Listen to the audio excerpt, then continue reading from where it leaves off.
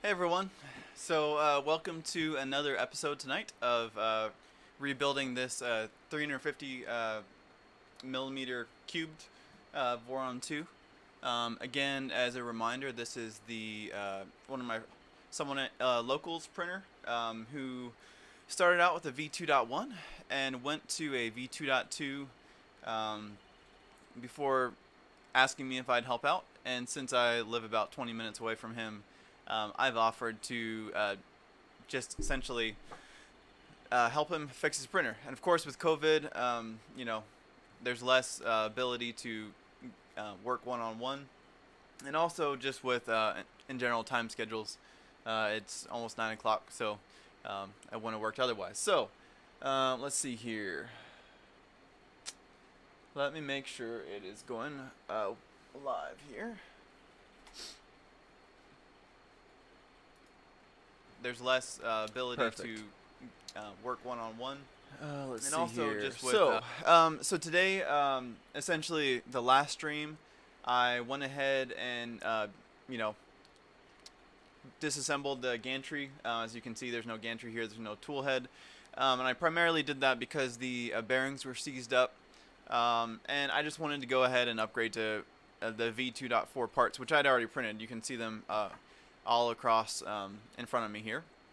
And so yeah, so I forget exactly what filament he had originally from Maglin, who was the print it forward provider, but typically I print with the KVP black and then Voron red, but I think he mentioned that this was Paramount or some maybe Hatchbox red, which is a little bit deeper red, maybe a little richer than the Voron wet red, which is really a fluorescent red. It's quite bright.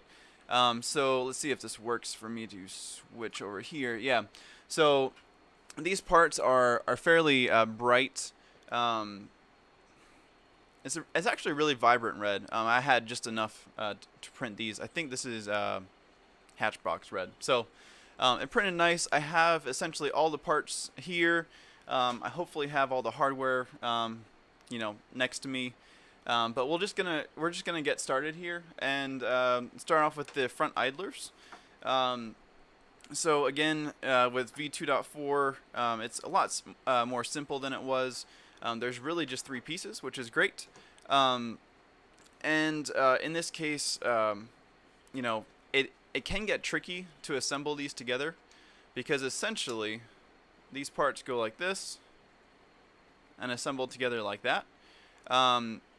But in order to get the bearings in that slot there, it can get really tricky. And I'm sorry, the lighting's not perfect here, but let's see if I can.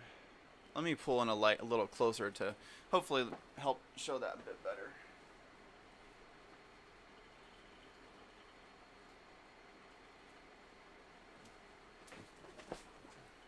Okay, so yeah, so the tricky part here again is the assembly. So one thing the RCF showed was actually using one of these M2x40 socket head screws as a kind of alignment tool. So what we're gonna do here, and I realize I don't have the heat set insert in here, so I'll get my soldering iron heated up here, but I'll show this to you quick. So instead of trying to essentially get all this together and slide it together, what we do is we'll just stick this through like this, and I'm gonna grab some F695 bearings here, and we'll go ahead and just as a reminder with V2.4, every time you have a 695 bearing, a washer goes on the flanged side of the bearing. So in this case, we are going to stick a washer down there, and then we will stick the first bearing down, then we'll flip another bearing over so the belt rides on that, and then we'll put another washer on top of it. So again, every idler stack has a let's see if I can move this mic out of here just a little bit. So every stack has a washer, bearing, washer. So in this case, we'll put this down over top of it. And also note that these parts again, I should really adjust that brightness. But these parts always have little tab features on them. You can see there, yeah. And those features will interlock.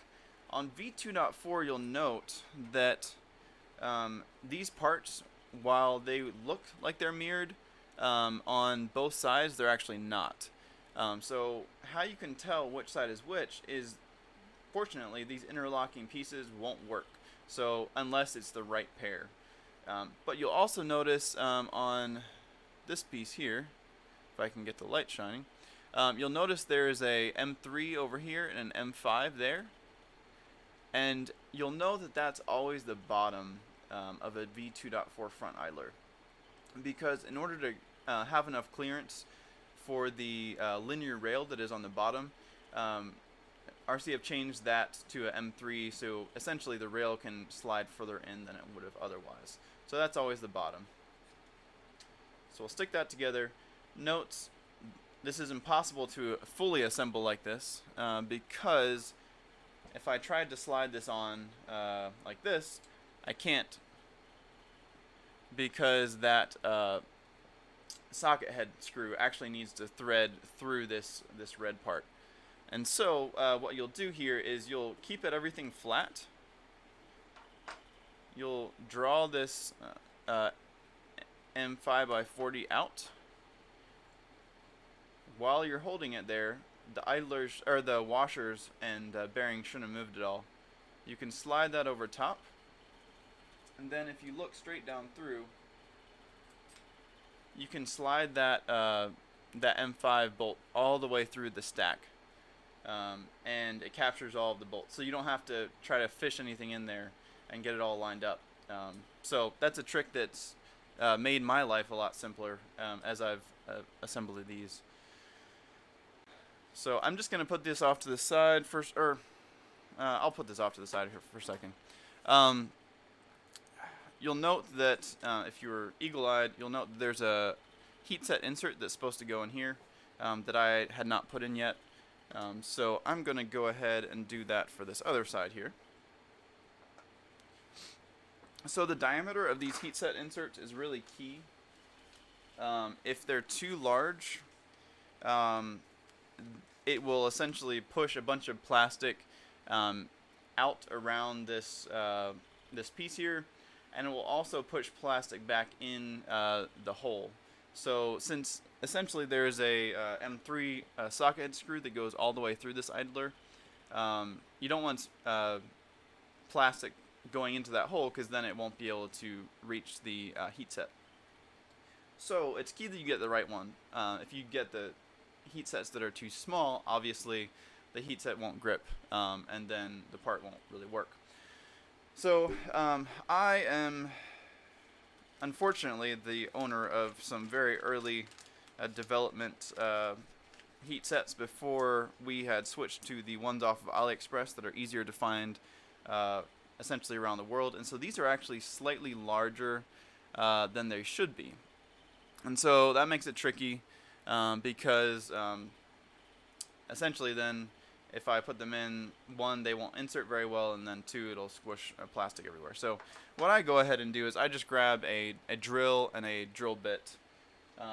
So I'm going to do a quick bit of math here. So if I want about 5mm hole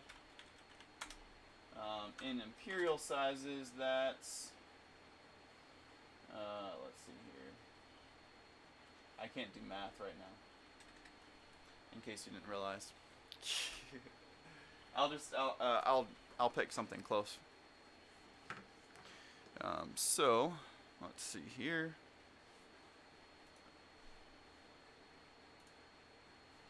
Okay, so in this case, I'm just gonna try.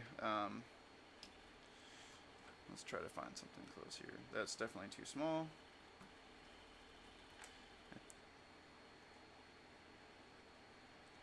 That's looking pretty good. It's better to go too small and make it larger each time than to do the opposite. So I'm just going to essentially ream this out just a little bit. There we go. And now, often these heat set inserts, it's probably not going to work very well because this camera doesn't focus like I want it to. But they're on. If you look really close at this, you'll see that actually the side on this side is actually slightly smaller than the other side, and that makes it easy to kind of set it in the part as you're heating it up. But also, if you're struggling to insert them, make sure you're not flipping them the wrong way, because if you're starting with the side that's essentially not tapered, it's a little bit more difficult. But I'm actually going to try a little bit larger drill bit, because that one kind of feels like it's not quite big enough yet.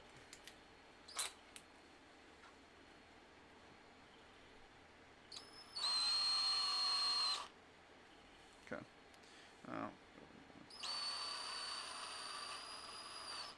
Okay. So now that's looking a lot closer. That may be a little bit, let's see if it focuses. Of course it doesn't want to. That may be a little bit too large because it's the heat set's already kind of inserted maybe halfway, which is a little bit more. But note, since this part, the screw is pulling, essentially pulling the force this way, it's actually going to try to pull that heat set through the entire part. And so if it's a little loose, it's not going to be the end of the world. So let's see if I can grab my cheap soldering iron. Note, pro tip, if you are using your fancy soldering iron for putting in heat set inserts, the tip will eventually, what am I saying? The tip will kind of have its coating worn off or something like that. This essentially, soldering iron is essentially useless now for any soldering. But it was an excuse to get a TS 100, I believe. So what I'm going to do is I'm just going to insert it and press gently. And then you'll see what I did there is I essentially got it hot enough that it started melting. But then once it was kind of melted, I essentially pushed the surface of the part flat so that essentially, instead of trying to line it up perfectly, the part actually got kind of on the same surface with that. So that's a nice way of doing it. Then all of your heat set inserts kind of end up flush really nicely. So since that one works so well, I'm going to go ahead and quickly remove this. I'm actually going to rotate this around here just a little bit like that. I'm actually going to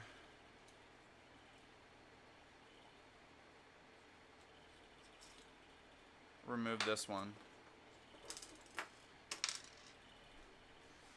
and get this heat set insert in here too.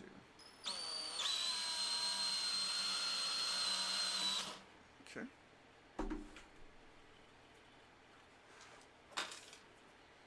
Okay. And I'm going to grab a heat set.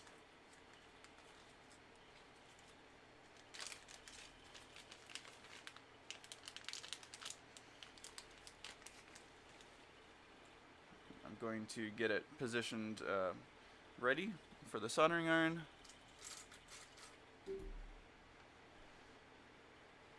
My soldering iron does not have temperature control, so it's probably too hot. But that ends up working nicely. So that one's good.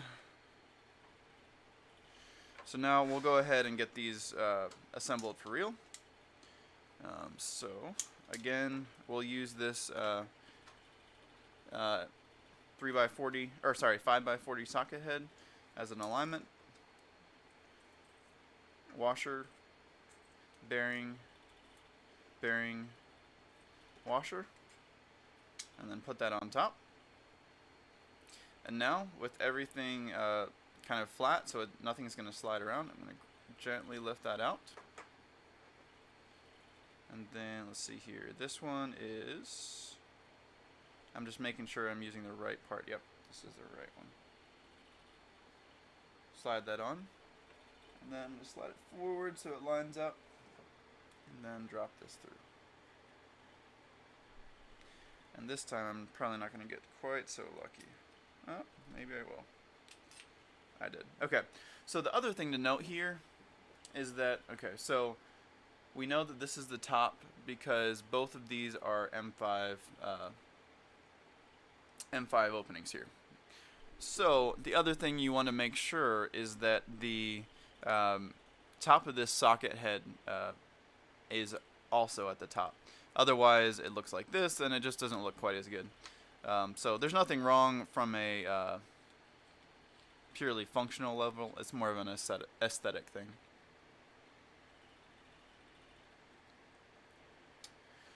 So with this, let me grab my, I think this is a 4mm for that. Yep.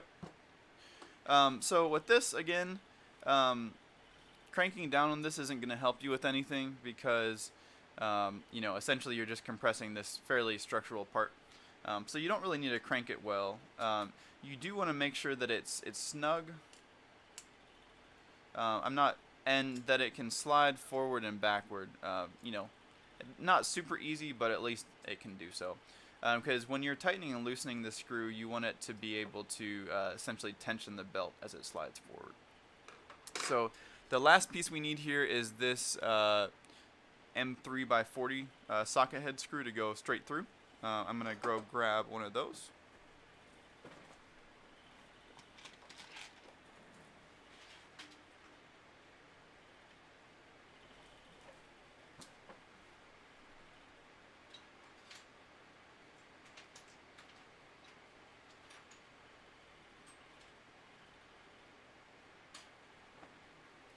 I'm actually going to grab this and take it over.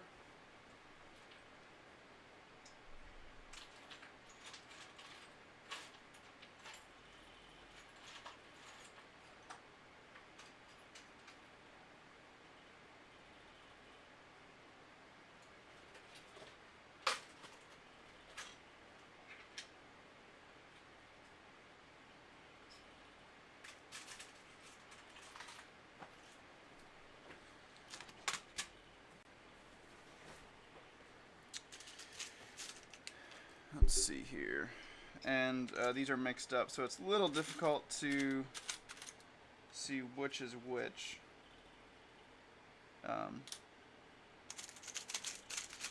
Which will be the bane of my existence. But the nice thing about this is if you so the M3x40 actually goes all the way into, there's a little cutout back here. So this is probably a 35 here. Again, it's not the end of the world. These are easy to swap out later, so I'm just going to use a 35 for now. And we'll tighten it in like that. Yeah, so, and then this can slide all the way back, almost. So, again, you could get by with this, and this will work for now. Also note that you can put a M3 washer under here if you wish. I typically do not. If the tension on this bolt is this screw is so high that it's pulling through this split piece here, then you have other issues like your belts are probably about to break. So don't do that. But so that one's good for now. Let's go ahead and get this one done. So again, put that socket head through there. If I can pick this up. Washer.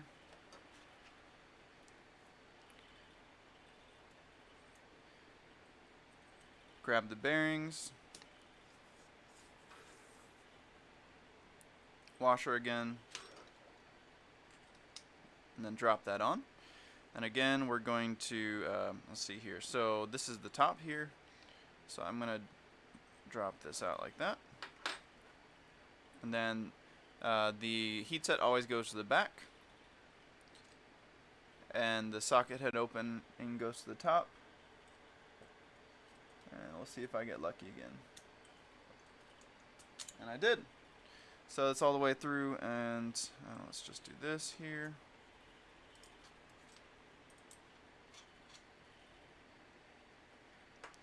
So there's that. Let's see here, and then we'll grab another one of these screws that are too short, but they're close enough.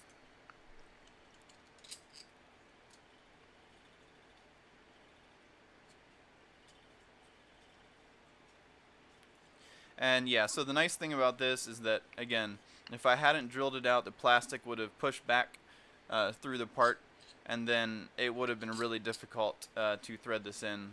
I would have had to use a hex wrench, but I don't. So there's those. Again, if I hadn't been rambling about those for a while, I could have had those done quite quickly. So that's that. Next, let's go do the XY joints.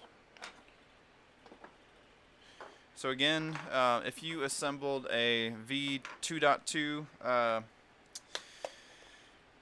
XY joints, you'd know that there's very many pieces. Here there's mainly 4, and then there's also this. This is the holder for the X and Y end stops. I may not do the end stop wiring tonight because it takes time and is wiring, which I try to avoid. I'm actually going to pull up the manual for this. Now let's see here. Let us swap over to our monitor. So yeah, so here, let's see here. We did that. We'll skip this for now and come back to it. Unless the XY joints are actually above that. The XY joints have better part of the X-axis. We can do this. This is fine. Let me switch back to my overhead cam. Okay. So, put those off to the side, grab these. Okay, so again, these parts are poke-yoked. So this feature right here, if you try to put these two together, it won't work for many reasons, but let's see here. Also because of the chain mount here. So you'll notice here that there's actually a if we put this together. Okay. So there are a variety of different cable chains that this is the Z mount for the cable chain, so it loops up and around. Based on all the different types, from IGUS to the China chains to you name it, there's a variety of different mounting patterns and hole spacings. So what this is for right here is this allows the us to use essentially one set of parts, and then this piece will float around, and so depending on the spacing of the parts, it'll work nicely. So the other thing I do not have right now is the motors. Let's see if I can reach those and bring them over. Potentially they have enough slack. And that would be a no, because you can see basically where my hand is. There's where the motor is. Bummer.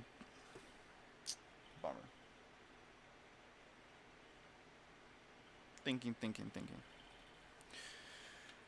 We can get the, let's see here, if I can find my M5 by 30 button head screws.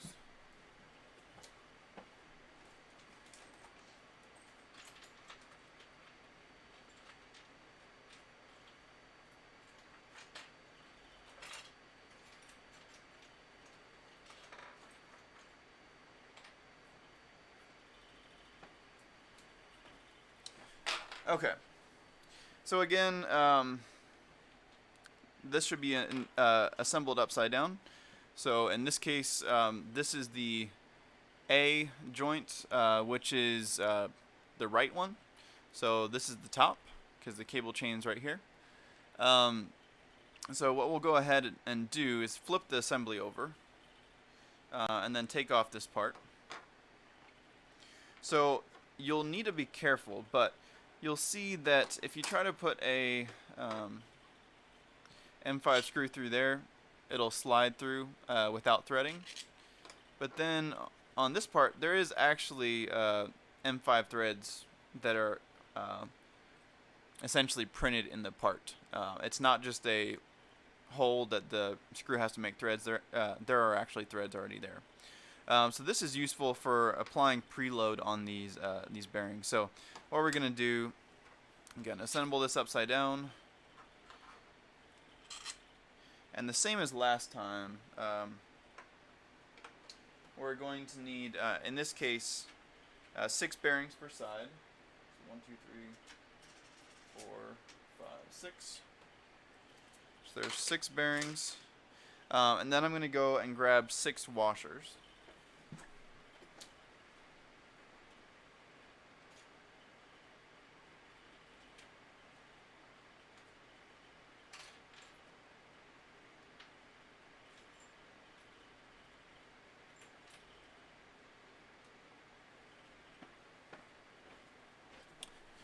Okay. So there's 6 washers and 6 bearings. So remember what I said earlier. Every time you have a flange bearing, there's a washer on the flange side of the bearing. So if we put this together, just oops, wrong one. If we put this together temporarily, you'll see if this lighting behaves, which it doesn't look like it is. You'll see that here there is space for a stack of 2 sets of idlers, or 2 sets of bearings, and then here there's a stack for 1. So what we're going to do is here we just need 1 stack. So, and I typically, these washers aren't shims, they're just washers, which is great. It allows, cheaper, more common hardware items to be used. Generally there's going to be a burr edge and kind of like a smooth edge. I typically put the burr edge away from the bearing. So in this case I'm going to put it down towards the plastic. And I have no idea if that makes a difference. It's just my OCD. So again, washer, flange side of the bearing, and then a bearing the other direction, and then a washer with the burr side facing up, because that'll be against the plastic part. Same thing over here in the corner. There's always going to be a stack of 2 bearings. So washer with the burr side down, flange bearing with the flange down, flange up, and now we need 2 washers in the middle. So in this case I do burr side up, burr side down, flange side down, flange side up, and then burr side up. So now this stack, as long as I hold it here, nothing's going to fall off, which is really nice. And I can just grab this part here, and it'll sit on this this thing here, and I'm just going to hold this. I'm going to hold these essentially with my fingers so nothing slides out. Again, these M5 button head screws are not fully inserted yet, but what you want to make sure is that since there are threads here, you can generally, again, unscrew them until you feel the button head screw kind of like fall in to a thread, and then you can just tighten it like that. And then back here, again, do that same thing. And then I will grab my, I believe this is a 3mm. And again, this is nice because you can adjust the preload. So here is a case where you should not follow the manual exactly. If you notice, I followed exactly what the manual specified for the number of washers. However, if you can see here closely, see if it'll adjust, there's actually a lot of play here. There's almost like maybe 1 or 2 extra washer spaces. It's a huge amount of play. So that is one of the reasons why typical washers are are tricky because they can vary in thickness substantially. So instead of being 1 millimeter like they're supposed to be, they could be, you know, 0.8 millimeters or 1.2 millimeters. And if you have a lot on the lower high range of the spec, you know, across 4 washers, that adds up a good amount. So in this case, both of these washer stacks are really loose, and you don't want those stacks to have that much play in them, because if they do, then you're just going to have a bad time. So what you want to do here is you want to make sure that this pulley set is always in the same line as this one, because the belt's going to wrap around here, go back through around the motor pulley, and then back out and across this. So if this one shifted way down that way and this one shifted way up, then the belt will have to kind of like bend, and it may rub against the edges and wear prematurely. So you don't want to do that. So in this case, I would generally recommend maybe adding some more pulleys to the center here, in between the washers. But first of all, let's just play around with it. I'll grab some more washers.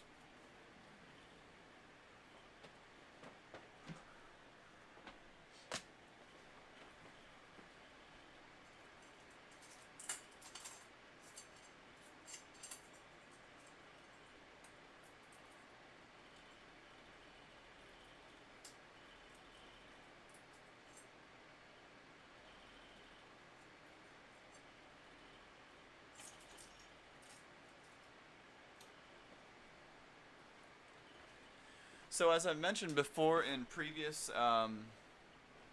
streams, getting these bearings to essentially spin freely but also not have a lot of slop is probably the biggest thing you can do to make sure your printer you know, prints well and doesn't have layer shifting.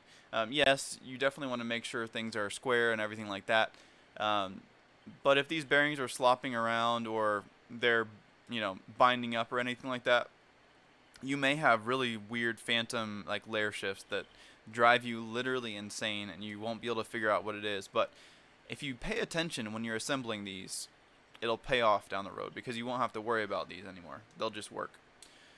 So again, in this case, again, so the other thing is you could crank this one down and kind of like bend these two parts together. But you can't really here, because this is a full, from here to here is a full stack of plastic right here. So it's not going to really flex at all. So this one would still be loose. And also then these would not be, this would not be in the same line as that. So you don't want to do that. Let me loosen these up.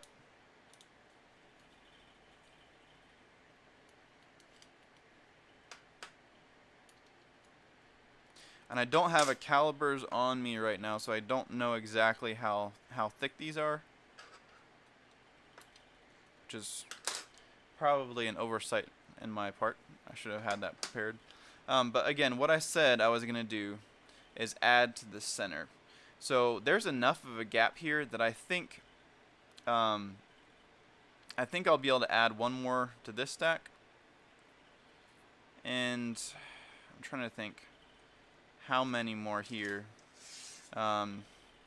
Potentially even 2 more to this one here. So I'm gonna see what that's like. So 2.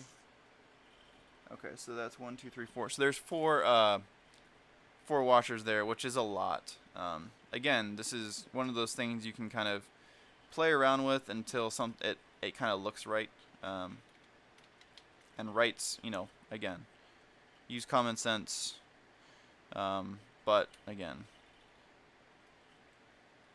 So again, I'm not cross-threading these. I'm just really threading them in by hand. I'm not sure if these are maybe a little, these parts are a little under extruded. These are my parts. But again, as long as these are able to carry a little bit of load, you don't want to hulk these down. They just need to be tight enough that these are constrained. They don't need to be anything else.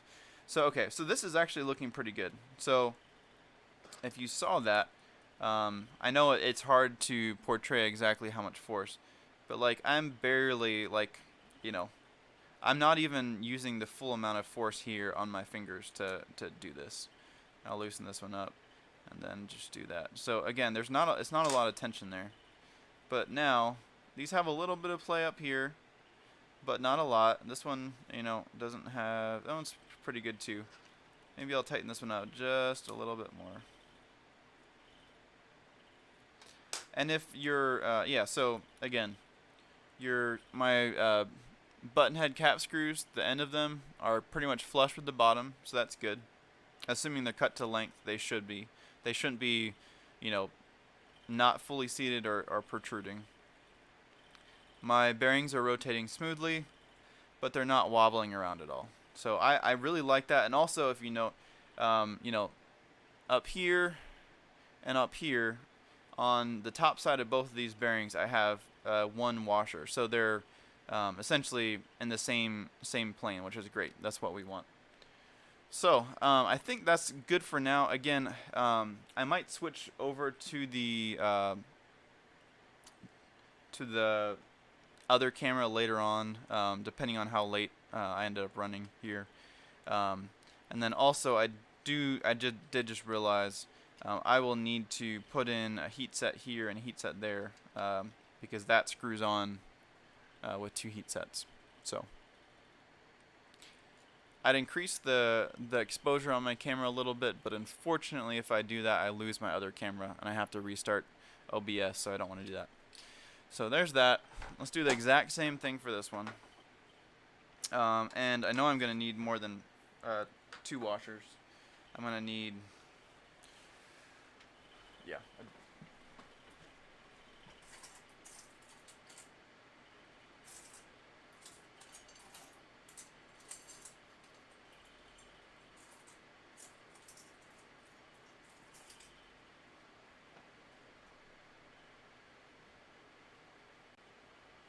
So I'm looking for washers.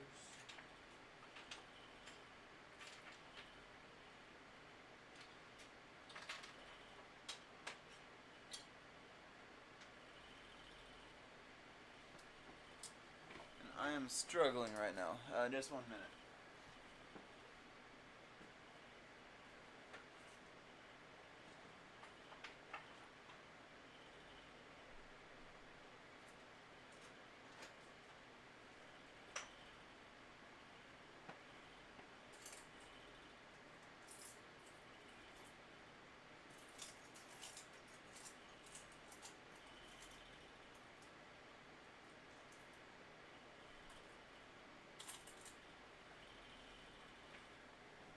There's 5. I need 6. I think 9. I think I need 9.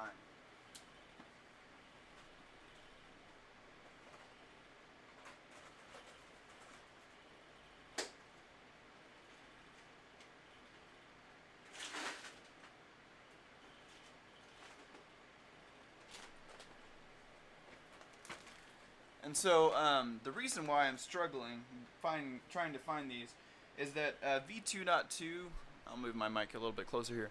So V2.2 actually used a lot of printed spacers, which can be good because then you don't have like a stack of, 10 washers or something like that. And also, essentially you can make the washers, the outer diameter smaller as well without having to buy kind of like custom expensive washers. The downside of that though is that depending on your print quality and depending on if you're over extruded or not, it can get really tricky to maybe if your seams aren't great, you can end up with having a lot of kind of extra plastic sticking out that can get cut on or caught on stuff, and then that may cause issues, or maybe you have to clean up the print with like a knife or something like that, and it just gets kind of tricky.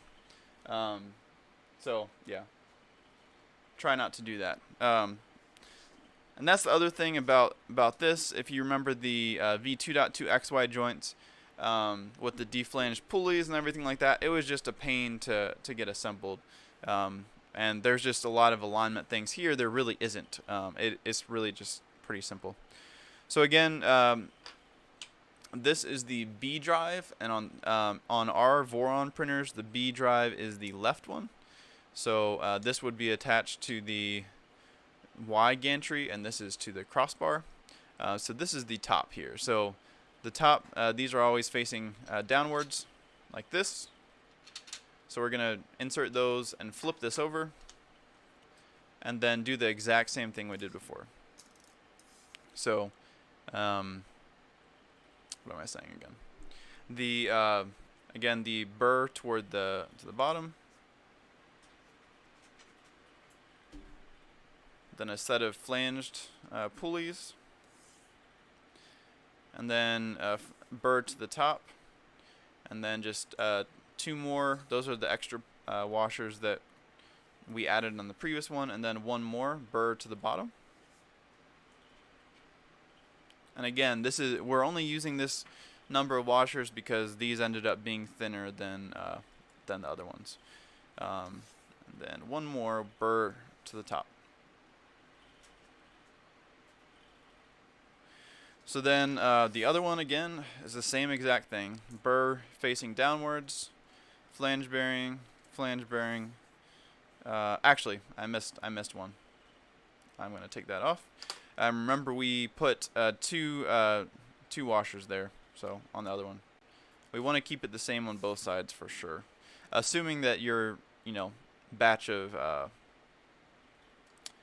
washers are fairly consistent. If there's a lot of variation, you might have to mix and match to make sure that things look right. So again, I'm going to flip this over, and since there are threaded parts, I'm going to back it off. Let's see here. Until there we go. And then this one, the same thing.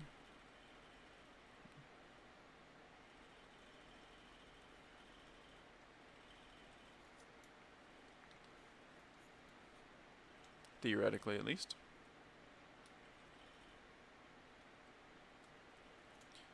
Let me just make sure everything's good here.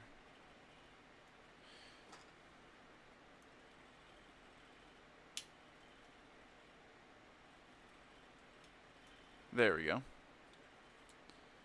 This one. There we go. And maybe these parts are slightly more extruded. I'm not sure if I printed them separate times or together.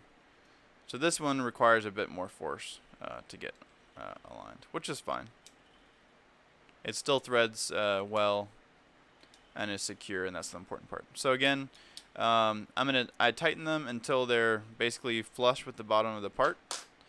And then here, this one feels, actually, I don't like this one. I'm not sure if it's a bad bearing or something else, but this is, I can feel some resistance in that one. So I'm going to go fix that. But then these feel pretty good. They're maybe a bit loose, but if I tighten this one down some more after I replace this one, it should be good to go. So I'm going to take this apart quick.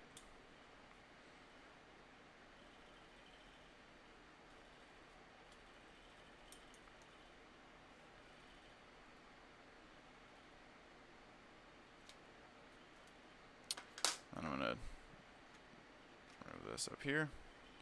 And again, it was these 2 bearings here that were kind of questionable. So I'm just going to put another stack there. Put this on top. And repeat. Back it off until it does it. And then this one. There we go. We'll tighten this one more time here. Oh, wait. I forgot a bearing.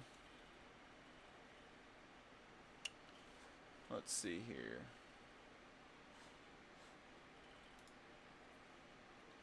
Let me just check.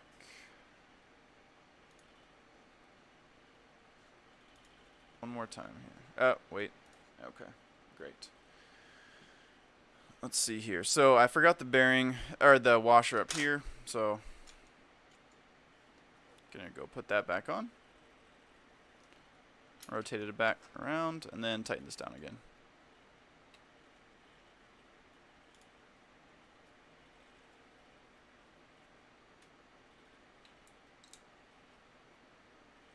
Okay. And that one feels much better. I don't know which of these two bearings was the issue, but I'll put those off to the side for now.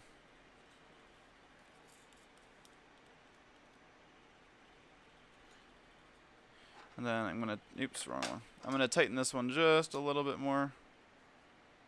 So again, there's the bearings rotate. Kind of hearing something weird there again. So that one feels good.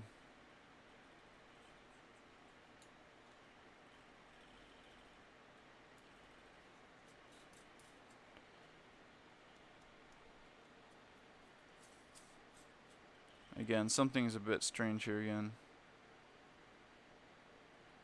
I'm just taking a look at it to see.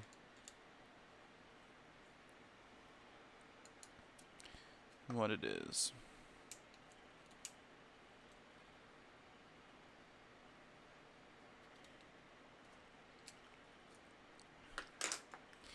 And I realize that if you're doing this, this can get irritating, but it's better to kind of make sure everything's good now before you put everything together and have to do it again. So this bearing kind of looks a little bit strange. Almost looks like it was the bearing race was crushed a bit. So I'm going to check both of these again.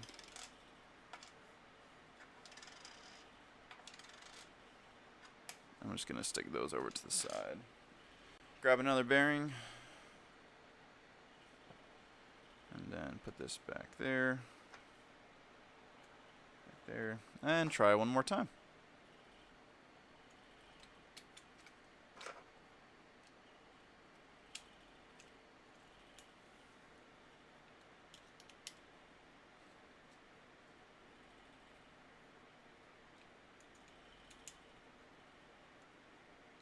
Okay.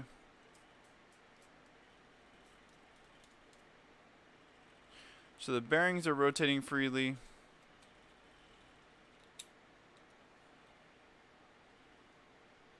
I think it's close enough. So this one, again, doesn't have the same wire cover that the other one does, so we don't have to worry about it. You know, we do have the these 3 holes for the motor that we'll put in later. And then this belt, again, is for the Z belt. But we're done with those for now. So next, let's see here. This is going to be a bit tricky. Because I'm not positive if... I've never actually built a XY joint. It's just a bunch of M5x40s. So that's convenient. Okay, so let me grab my M5x40s.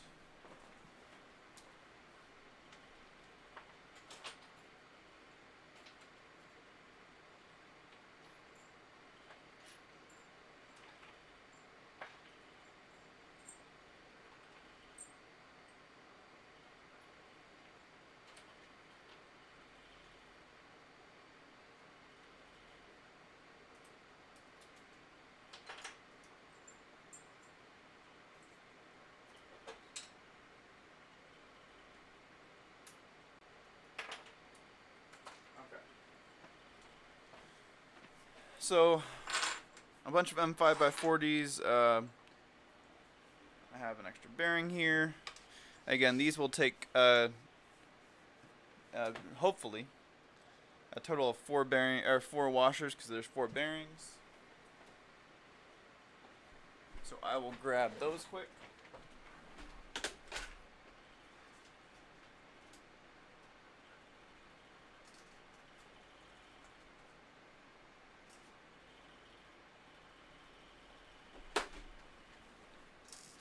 Okay, so we have all that. The thing we are missing, though, is the tooth GT2 idler. So let me go ahead and grab that. So that is something new that was not in V2.2. So I'm going to grab it from the parts bin.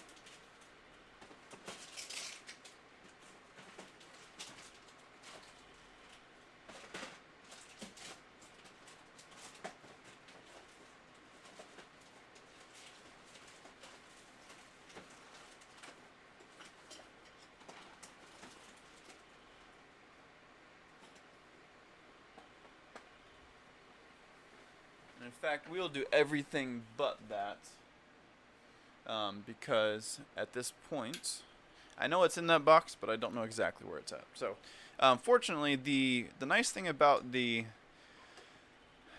V2.4 idlers is that the XY joints, the tooth idlers up here are really easy to replace because it's essentially just a single bolt that you can loosen, remove the pulley, and insert a new one in. And that's one of the things that, one of the concerns people had with the new design is that we typically haven't used tooth idlers in the past due to reliability concerns. But in this case, since they're so easy to replace and there's just essentially one of them, or two of them, it's not a huge deal. So we'll insert those through there, flip it over, and then see how essentially two of these right here are meant to really strengthen the XY joint. This other one here also strengthens it, but a bearing stack goes through there. So typically I'll tighten the two diagonal ones here a little bit tighter, and then this one will just kind of be the same preload amount from other ones. So let's see there. I'm going to grab some hex nuts.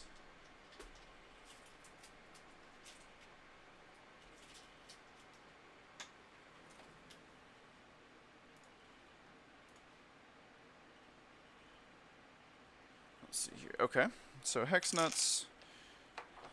And then if we looked at this again, you'll notice that is this one in the front corner here that has the idler stack. So again, the burr facing down against the printed part, bearing, bearing, and then again a burr facing upward against the printed part. Then like that. And then we will drop in 3 of these. Get a, where is my other one here?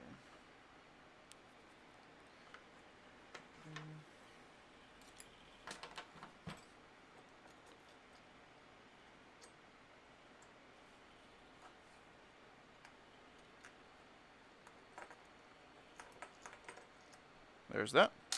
And then again, if we hold the screws and then tighten the screws down from the other side,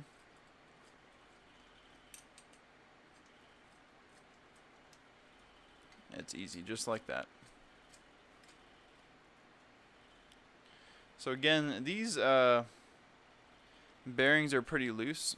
Let's see if I can show this here. So that is looser than I would prefer. So I am going to end up putting one more washer in there.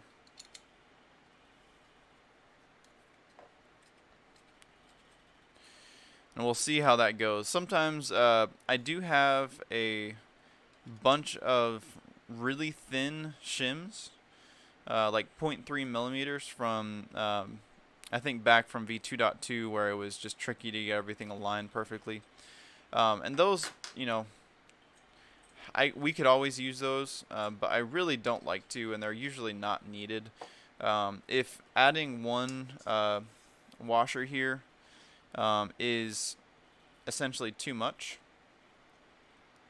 it's probably better to use too little than to use too much.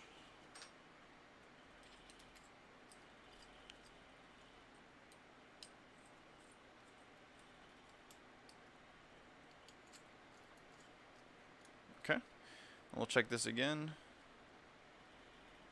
Surprisingly, that is still relatively loose. I just remembered something.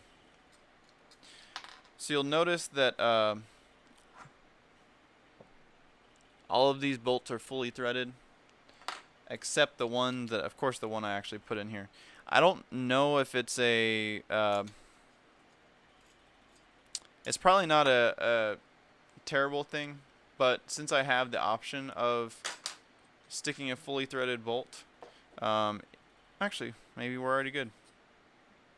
Yeah, see, these two here are not fully threaded, and then it ends up putting the bearings right at the junction between the fully threaded section and the smooth section. And because that just kind of bothers my OCD and I can, you know, have it fixed, I might as well just do it. There's that, and we'll go back. And again, test fit it again.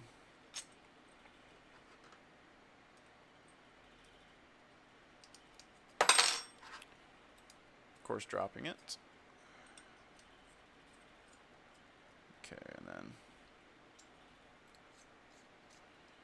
again, let's see here. So that's much better. Okay, and also, it'll be easier to align these two parts once the extrusion, once you have the extrusion there. So it's not super critical to get it perfect right now, but if you are aligning it, just try to kind of visually align the parts before you have them super tight. They can still kind of move around just a little bit because these bolts don't have, aren't perfect. They're not press fit essentially.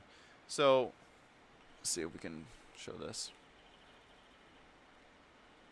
So it really doesn't move around. It has just a touch of play, which is great, but not a ton. So that one I like a lot. On to the next. Same thing. And let's see here. So this one's a little different because the idler. So this bearing here is actually in the top over here, and so this one actually, the bolt actually goes down, and you'll see here in a second. I'll just shut up and you guys can see it as we go. So I'm going to do this and this, and then let's see here. Actually, so I'll just show you what I'm talking about. So this is actually larger than the screw head itself. So it's not actually, the screw head isn't actually meant to tighten this down the whole way. It's meant to kind of, and I apologize for the lighting. I'll have that fixed for my next live stream.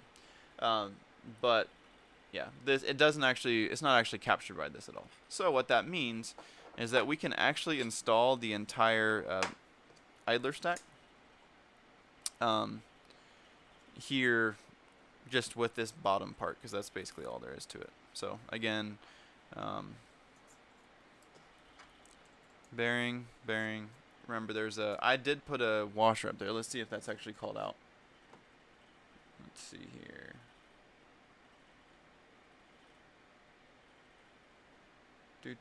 It is called out.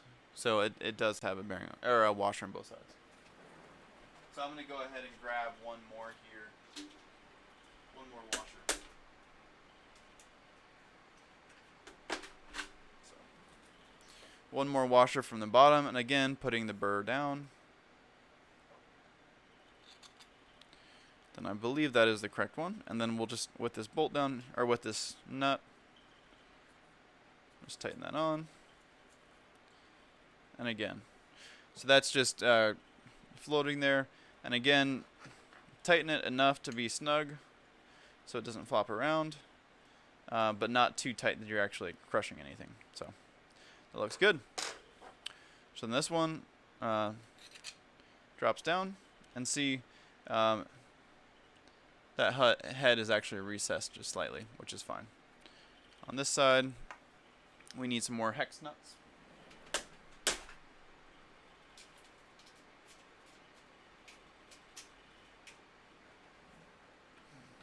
We'll drop those in.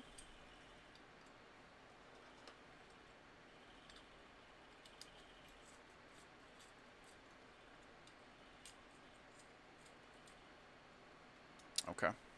And again, I'm going to just try to line things up decently well.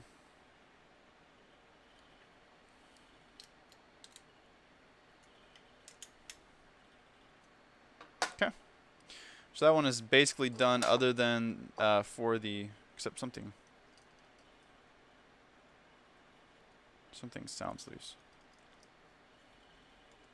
Okay, there was just a little bit of play on that bearing, which it's not a problem. So, okay, so those are done, other than tooth idlers, which we'll just again. Okay, this is an important thing. I don't have the tooth idlers in right now, but there's actually threads in this part, the same as the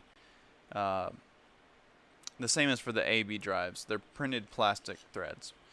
So at the bottom, if you tighten this too hard, essentially it'll try to split the part at the bottom, which you don't want to do. So again, with this, all you're doing is adding preload. You're not actually, it's not adding any structural integrity to, hawk this down. So this one especially, you just tighten it until it's snug. You're not actually gonna, if you do this, it's just gonna snap the part, which is not good.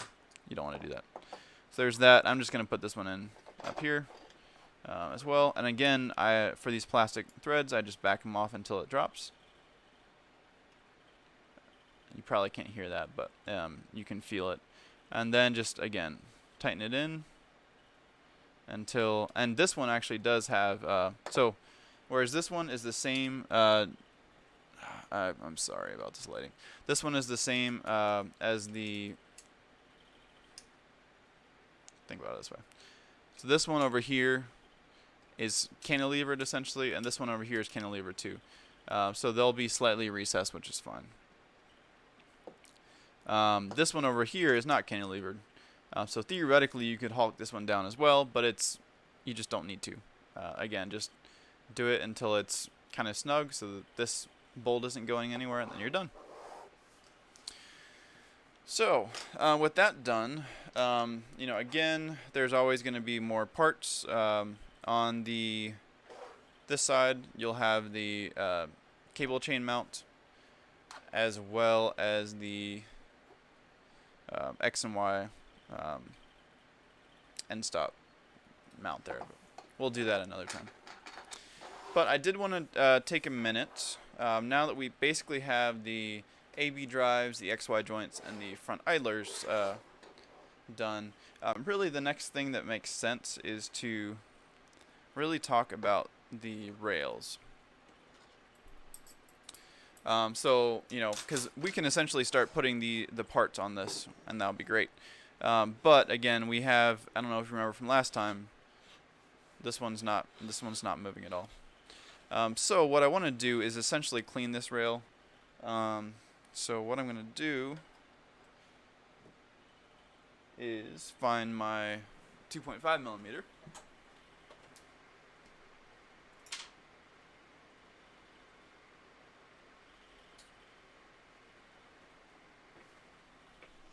And I'm going to take all these off.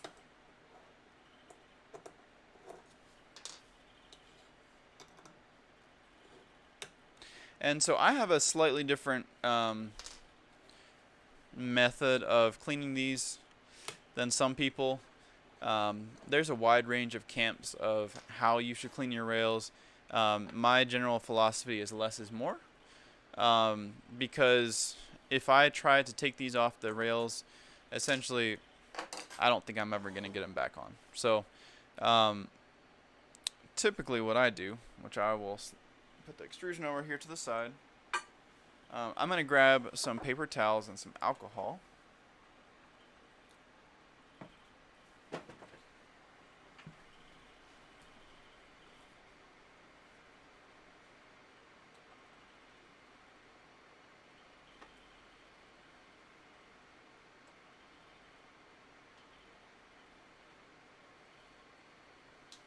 And what I also did is I actually also grabbed, so I would typically use zip ties on either end to make sure that the carriage doesn't come off.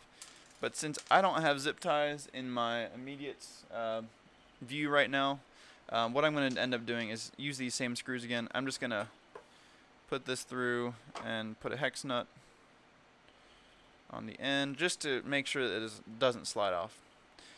Some people think that they can replace the balls on these carriages and say, oh, I'm going to, put ceramic balls on or something like that. But what I've typically heard, and my personal opinion, is that if these are done right, they're probably matched tolerance-wise to the carriage. Maybe that's only with Highland. Maybe CNA or Robot Dig doesn't. But my general theory is they're probably the best arranged in from the factory, and I'm not going to try to mess with them. And if the rail shows up that it's really there's a nick in it or something like that that I can't fix with cleaning it, then it's best to go ahead and just see if you can get a refund or something like that, or get a replacement rail. So I'm going to get some paper towels here. And also note, I'm going to push these plastic parts away because I do not want any alcohol getting on them. And also my mouse. Okay, so what I'm going to do here is I'm just going to pour alcohol essentially onto the bottom of the carriage. And again, I'm going to say that this is not the best way of doing it. There's plenty other ways of doing it. This is just how I do it, and if you have a better way of doing it, then let me know. So I'll just kind of flood it with alcohol, and then I'll start sliding it back and forth.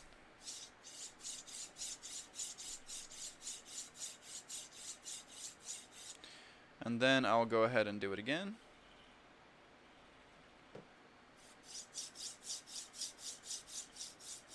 And maybe I'll put pressure on like these corners.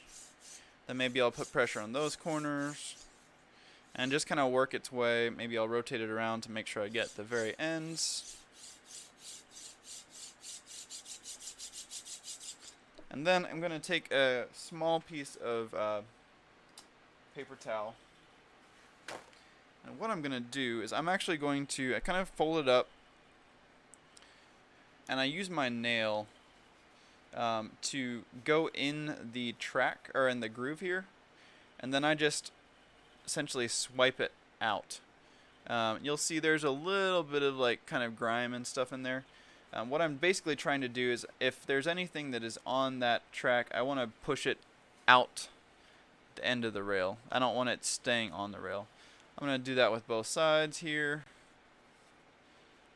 And there's some like grime and stuff like that, goo. And then I'm going to move this carriage over here, and I'm going to repeat it from this side and push it out the end. And again, is this perfect? No. Is it better than nothing? Yes. Okay, so is it yeah, let's see here. It's still kind of meh. You can probably see it kind of seems to like catch a little bit, which is not great. This is kind of a crappy rail, it seems, maybe. But I'll try flushing it out one more time. I'm honestly not sure if we'll be able to. I'm not sure where this rail came from.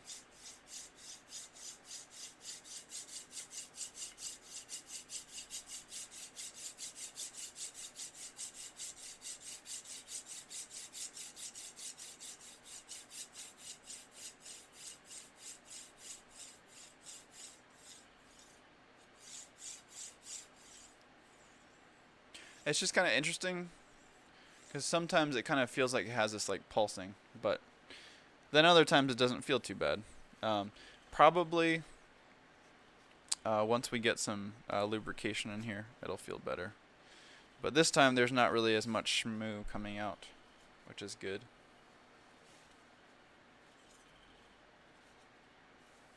Okay, so there's that rail. I'm going to go ahead and grab the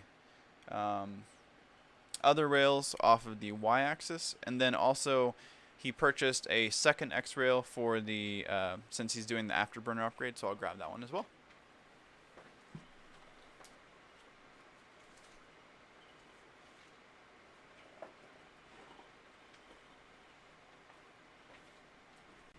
And while we're here, do any of you have any questions Ah, yes, I do not have any cuts on my hands.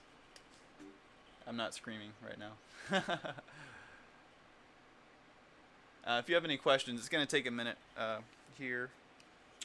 And this is interesting. This rail that he bought actually doesn't have the carriage on it. I guess it's in a separate package, so let me go grab that.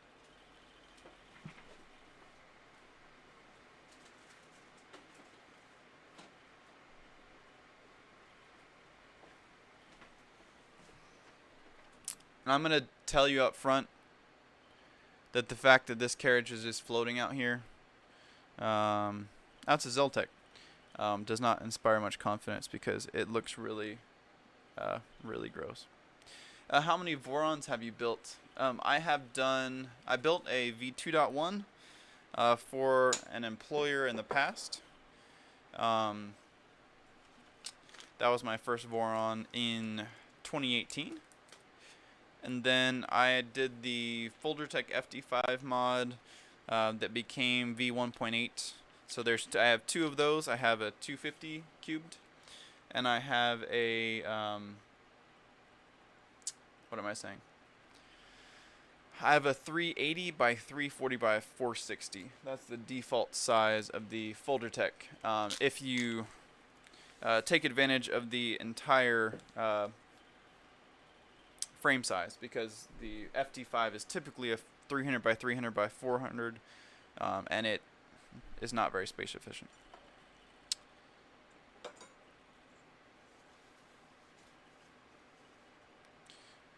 Let's see here.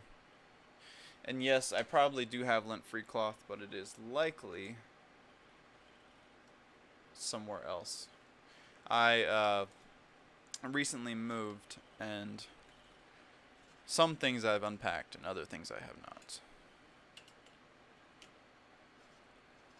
So the mod, so essentially, V1.6 had it was linear rails in X, Y, and Z, or sorry, linear rods. So it's kind of size constrained. The official spec was only up to 230 millimeters cubed. Oh yeah, you said you built one. But the limitation there is if you switch to a if you look at the deflection of rods versus rails mounted to MGN9, let me see if I can switch to this. Yep. Nope. The deflection of one of these is a fraction of a linear rod. So while a hypercube and some of the other ones are technically scaled up to they say they can go up to 300 by 300 by 300. Probably that's fine, but also yeah, you may have issues where hanging a direct drive tool head off of this, like the deflection of this is a fraction. It's silly, the difference. So when the Voron V2.0 came around, I actually I got an ANET A8. Yes, I did not burn my house down. And I knew I wanted something bigger. And so I went ahead and I was looking at different printers. This would have been in like December of 2017 and like January, February 2018. I was looking at big printers, and that was back before the CR10 really came to prominence. Or maybe I think the big thing I wanted is I did want a Core XY printer. So like the Foldertech FD5 was really the main kit that was available. Fugatech 3D printing was the main guy that kind of sold me on that. So I really, but the Voron 2.0 was around that time too. So it was a hard decision for me because I actually started printing ABS parts for my ANET A8 on my for the Voron 2.0 on my ANET A8. And I actually got some not terrible parts. I had a lot of problems with warping, of course. But eventually, I was essentially selling a coworker the ANET A8. Because I had basically gotten it tuned and printing well, and he just wanted to play around with 3D printing, so I gave it to him. And he was moving out of town, so I didn't have a lot of time to print all the V2.0 parts, and I was really scared and nervous about sourcing all the stuff from AliExpress. It was so overwhelming to me that I just decided after months of maybe or weeks at least of spending a lot of time on stuff, I would just like screw it. I can't do this. I'm just gonna buy the FT5 kit, and so I did. And I think in hindsight, um, that was probably the correct call because of the issues that V2.0 had as far as like belt coffins and exploding idlers and a few other things that we've really learned from and improved. So I built the FT5 in a weekend, which is still mind-boggling because, a Voron takes, at least for me, takes a lot longer than that. Um, and I had a lot of problems with it. It doesn't come, at least it didn't come stock with a part cooling fan. I got the version with aluminum composite material, which was good. It wasn't the melamine things that essentially died in humidity. It worked okay. It was a fun project, but it was really a project. It took a lot of work to get to print, and of course that a 300 millimeter PCB or like aluminum / PCB bed, just it's so concave that it just is a mess. I'm actually gonna go ahead and just one second.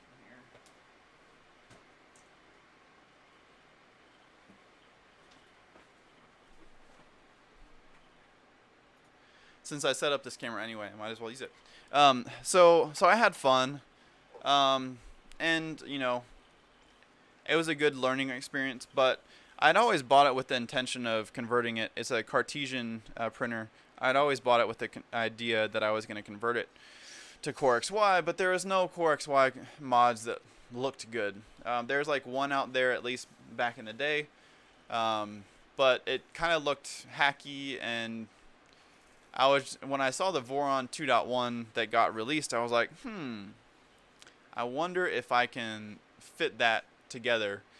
Basically take the Gantry from that and stick it on my folder tech. And so, I got a lot of pushback from the Voron community. The community was a lot different back in the day. Essentially, people were like, just throw it away. It's not worth the parts that are, that it's made of. They're all trash. Just start from scratch. Why would you want to do that? Which is, just not really a helpful response at all. Because sometimes people just like the process of modifying and building printers. And, it took me a long time of evenings to edit STLs. That was back before CAD was released. And it was a pain, but it was fun. I enjoyed doing it. So I basically created a kind of a staged upgrade path. So the first upgrade path, people could essentially buy the parts to upgrade the Gantry to Core XY, which was really cool actually. I was able to reuse the MGN 12 rail, and it was cool. I think I was able to get it down to like 150 or so in investment dollars, which was great. I was really happy. And then the second piece of that was using it was actually the V1.5 Z kind of assembly, and getting a cast aluminum bed, etc. And then the third part was upgrading the, instead of using 8mm linear rods for the Z-axis, I changed those out for 12mm, which I thought was going to help me more than it did, but I tried it anyway. So those files are still out there. I have them up on GitHub. I learned a lot. It was a fun project. But then I was like, well, this works really well. I like it. Why not make a V1.6 modification with this? And so I did. I think it was April of 2019 maybe that I finished that. And that was really cool. That's still the main V1.8 printer. It's it's upgraded a lot since then, but it's still the same frame and same bed, all that. Um, and so since then that was V2.1 Gantry, and now then when I joined the development team, um, they were essentially taking that idea and updating it with the V2.2 Gantry. And then around December, I was debating releasing that as V1.7. But kind of the decision then was like, how much work is it to release all the BOM and parts and everything like that? And I just that was around the time RCF was redoing stuff for V2.4, and I really liked the whole simplicity goals of V2.4. I think back, a few years ago, there was the idea of, you can build a V1 for like $550, like a V2 for $1,000. If you're paying more than that, you're insane. When in reality, the sourcing guide bill of materials for V1.6 was like $1,200, and then a lot of people are spending, $1,500 or $2,000 for their V2. So that was one of the big things I was focusing on. So that's kind of how V1.8 got started. It was just like trying to simplify things, and release it at the same time as V2.4. And it was going to be at Murph, but then Murph got canceled because of coronavirus. But it was still really great. Of course, we still don't have the manual out, and there's some other things. It's a lot of work, but it's been a fun road. So, but this rail, I'm not sure if you can hear it at all. It is terrible. So that's trash. This rail is one of the Y rails. It needs some oil, but it's fine. This Y rail is also great. It's fantastic. And then this X rail is just basically trash as well. It's not bad, but it's not great. I think what I'm going to end up doing is, these look really great for X. I will probably end up seeing if I can find any spare MGN rails in my part stash that would fit this, though actually I might get lucky, because when I did my FT5 mod, I think I originally had rails that were sized for a 350. We'll see. But so unfortunately that means I can't do a lot of things I would have been planning on otherwise, because we're kind of limited there with rails, because those are kind of the backbone of most of this. But let's see if we have that. Do I have that extrusion?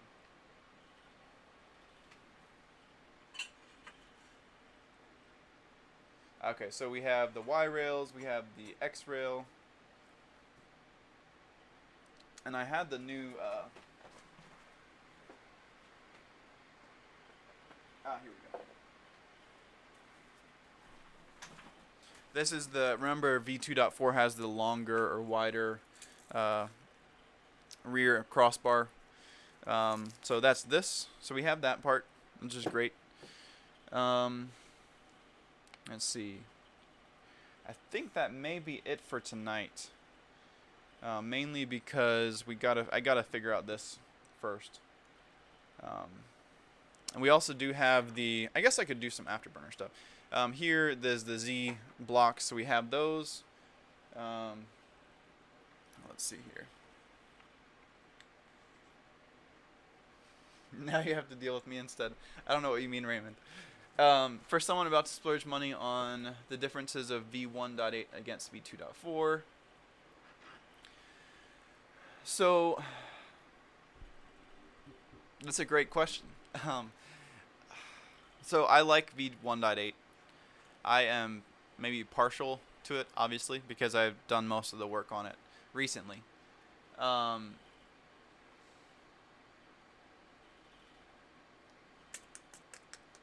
So I think my personal opinion on this right now is that V2.4 is at a great spot where I don't know if it will be updated, or it doesn't make sense. I don't see any like major project on the horizon or any reason for it to get upgraded. It's a great printer. It's reliable. Um, at least my past experience was on a V2.1, so that makes it a little bit tricky because I think had a little bit more issues with the first layer. I really didn't know what I was doing back then, so now I think I know a lot better. Um, but it can be tricky if you're having probe repeatability issues, or your Z belt tensions aren't right, or things like that. It can be frustrating because there's so many variables that can change every time you quad gantry level. But when it's working well, it's amazing. I remember the first time I printed on a V2.1, it just blew me away how fast and good the print quality was. So V2.4 is a great printer. V1.8, I think that it's also a great printer. Some people say V2.4 is faster than V1.8. I would say that's not true.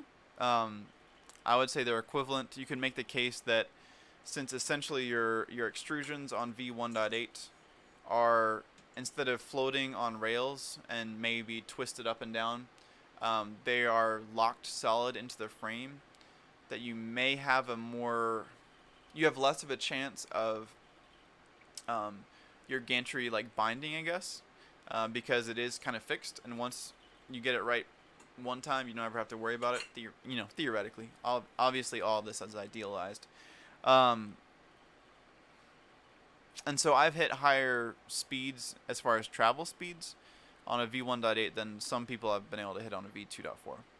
Having said that, no one really cares if you're hitting 600 millimeters per second and travel, because in a daily print, it really doesn't matter. It's just an excuse for something to break.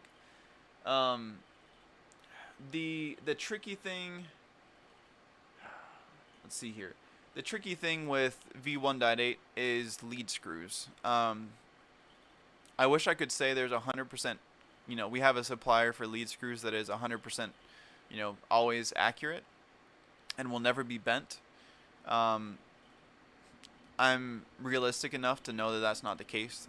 Some can always arrive bent. It was probably my fault for sourcing link C, or putting link CNC on the sourcing guide. I had a lot of good experience with them, and some of the people who had built the V1.6 mod had great experiences with them as well.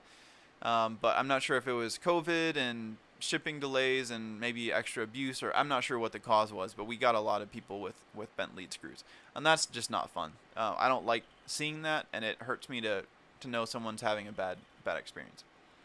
I think the future future revisions of V1 would have the option essentially of maybe stiffening up the Z structure somewhat. So even if your lead screws are slightly bent, it would be less of a issue. But yeah, nothing's set in stone for that yet. Let me scroll down through some more comments. So I like V1.8. I think it's really cool from a future development standpoint.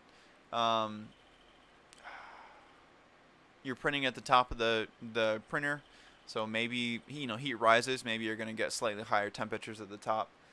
V1.8 or V1 like with a dropping Z makes more sense if we ever do a tool change here in the future, which is not on the roadmap at all. I don't think anyone has the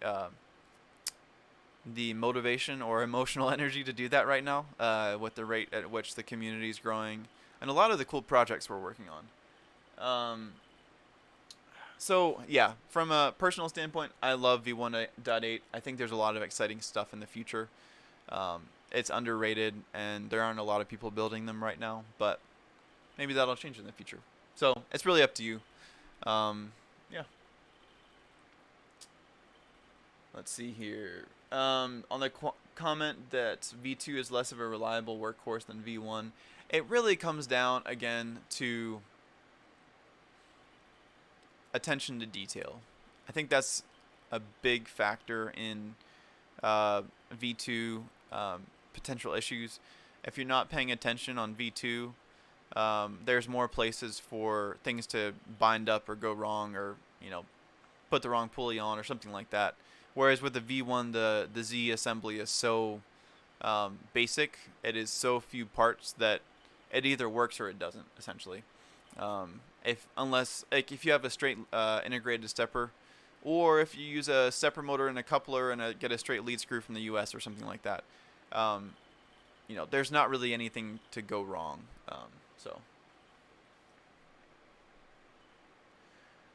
So can you comment if V1.8 belts are off by 0.00005?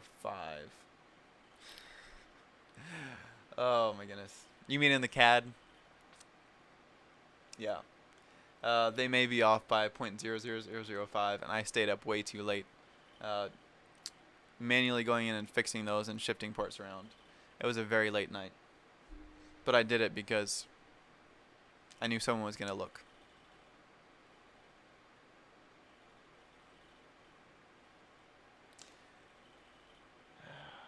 Let's see here. Yeah, it's gonna be slower in Z, which makes sense. But honestly, I don't generally use Z-hop. That's one thing. Let's see here. And don't talk to me about belted Z for V1. No. Belted Z for V1 could work if you have a small printer, but not for large printers. And yes, I do believe that V1 can scale to 350 once we get 3-point bed adjustment, essentially. So IDEX is really interesting because there's actually someone in China who has at least modeled a V2.4 IDEX setup, which basically means you could do it with V1.8. Essentially, it's 3 belts. I think essentially it's like the right idler. Instead of having like one tensioner and adjustment, there's actually 2 on one side and 1 on the other. And then your A drive, I think, has like 2 motors, one up top and one down below. And that was really interesting. I've never seen one in person. I've never seen one print. But it was cool seeing something creative about that. It's not something I think I'm going to pursue at the moment. There's too many other things going on. But, it was really cool. And it's exciting to see people have ideas like that and run with them, because a lot of the time it takes just half of it's skill and the other half of it's motivation and wanting to see something through. Maybe it doesn't make sense to do IDEX or tool changers, but if someone wants to do it and they're motivated to do it, then go for it. We'll find cool stuff out. Have you tried the LDO lead screw steppers? I have. I got 3 sets. One was the standard uncoated set, so I got 3 of them, and they were all good. So that's what I'm currently running on my printer. And yes, and I am running all 3. I have them all hooked up to an SKR Mini that is doing 3-point leveling on my V1.8. I got a set of 3 LDO that were had the Teflon coating. I'm not sure what Jason's looking into that to see what was going on with there, but something between their supplier and something or other, they ended up not being good. And then I also got from my 460 millimeter Z V1.8, which is enormous. And also I've realized I really need to change those to a different size frame, 2020, on the way that the Folgertech frame is assembled, which is not entirely blind joints. Doesn't make sense to do that. But I'll probably swap that out for 4040, to be honest. But I did get integrated steppers for them as well, and I think they were 530 millimeters long, which, if you think about that, having a lead screw that long that's attached to a motor and then shipping that across the ocean, some of those have some bend to them. It's not significant, and since they're so long, they are a little bit more flexible. So I haven't used those yet. That printer hasn't gotten running since I moved. Um, but I kind of expected them to have issues just because it's long. Um, and I think some people are, I don't know. There's a lot of opinions about lead screws on Z. Some people some printers have not had issues with them, and some people have. Um, I think there's something to be said for kind of like the Jubilee design, where you have essentially a coupler and lead screw attached to a stepper motor, and then essentially you know, uh, an MGN9 rail stuck to the 2020. It's just stiffer, and maybe it will help. I don't know, but it's something that I'm interested in looking into. Um, but yeah, I honestly haven't really thought much about V1.8 development a lot. There's some other people that are working on it and have some really cool ideas, and hopefully I'll get to test some of those out soon. But I think right now I've kind of shifted from more printer development and more looking into some of the more theory behind stuff, because I think there's a lot of documentation things that we can get nailed down, and our community is growing so fast right now that I think if we can kind of clean up documentation and make sure that users can find the information they need to have a successful build, that's really important, because there comes a time, I've realized this past week even, where in the past I've always tried to read every single channel, even if I'm just skimming, but the reality is that I can't, between work, during the day, and then doing this stuff or projects or family stuff or the dog. I just have enough other things going on that I can't keep up like I would like to. And then you're talking about V0 and Switchwire.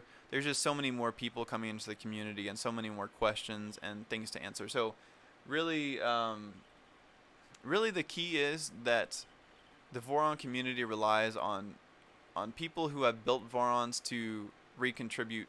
It's not print it forward, it's advice it forward, I guess you could say. But contributing back to the community, because you or I were there, starry-eyed, looking at a V2.4 frame, saying, "Can I really do this?" And we did. And there's lots of questions that can be answered. But I think the reason I made this SKR guide originally was because I realized that it was impossible for me to answer all the questions. Like, there were certain times where I know I've spent like hours and hours with a single person over a weekend, and that's just not sustainable. So if a lot of the questions can be answered in documentation, then that frees up the rest of us for doing some other cool stuff with development, or also gives us more emotional energy to answer people and make sure that they're really feeling welcome, because that's really the key with the community, is just making sure that people feel welcomed and happy and are excited, because we're excited about our printer. We're excited that people are here. We're excited people are learning about 3D printing, and whether they build a Voron or go build another printer, I just want them to have a good experience. So yeah, and honestly, the Troodon, like, if I had one, I'd play around with it. It may be more difficult to get started, but I'm not the one to judge on. I bought a Folgertech FT5 and I hassled with, I fought with it, but I learned, and that's, that's where we all come from. So, but, yep. So, with that, let me think about if there's anything else here. I could work on Afterburner, but I'll save that for another night. But hopefully in my next stream, we can get Afterburner built, maybe in one stream, and then we'll get everything assembled again, at least physically, and then we can run belts and stuff like that. So Is there anything else that you guys want to know about? And if not, we'll wrap it up here in like a minute or two. And yes, I am U.S. based. Yep. So I'm in Eastern time, so my cutoff is generally 11 p.m. That I tried to do, because I've realized in the past that sometimes I'll stay up till like 1 in the morning regularly, and that just doesn't work sustainably. So, yep. But